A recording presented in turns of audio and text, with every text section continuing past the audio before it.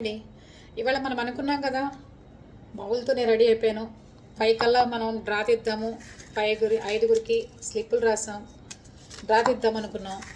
అందుకని 5గురిలో ప్రతి ఒక్కళ్ళకి అందే విధంగా ఇక్కడేదో దాంట్లో నా బంధువులు కానీ, నాకు సంబంధించిన వాళ్ళు కానీ, నాకు తెలిసిన వాళ్ళు కానీ అసలు దీంట్లో అసలు లేనే లేరు.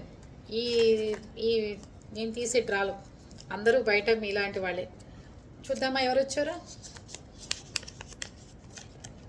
విజయ్ గారు, థ్యాంక్ యూ విజయ్ గారు, కంగ్రాట్స్ మీకు. ఆవిడ ఒప్పుకుంటే ఆవిడకి సారే మనం చక్కగా పంపిద్దాం. అర్థమైందా?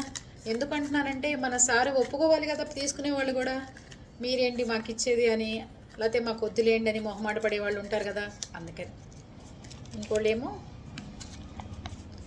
రాణి గారు. ఇదంతా మీ అందరికి ఇష్టమైతేనే నేను ఈ పని చేస్తాను, కానీ ప్రతి ఒక్కరికి రావాలి. ఇంకా 3 ఉన్నారు. మళ్ళీ వినాయక చవితికి కూడా ప్లాన్ చేద్దాం.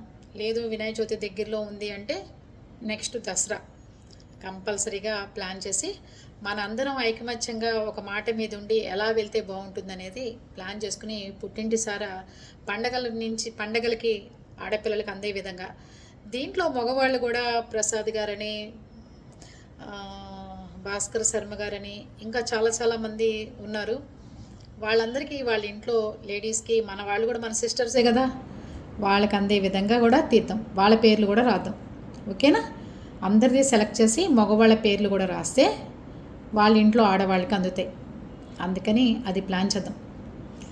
అక్టోబర్ 1 మా పెద్దబాబు బర్త్డే.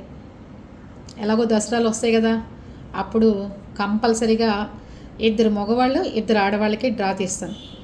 అప్పుడు ఏంటంటే మగవాళ్ళకి అంటే వాళ్ళ ఇంట్లో లేడీస్కి వెళ్తాయి అన్నమాట. పుట్టింటికి సారు కదా, అలా పంపిద్దాం. దసరాలే కదా ఎట్లాగో, అక్టోబర్ 1. ఓకేనా మీ అందరికీ? రాణి గారికి, విజయ్ గారికి కంగ్రాట్స్ అండి. మీరు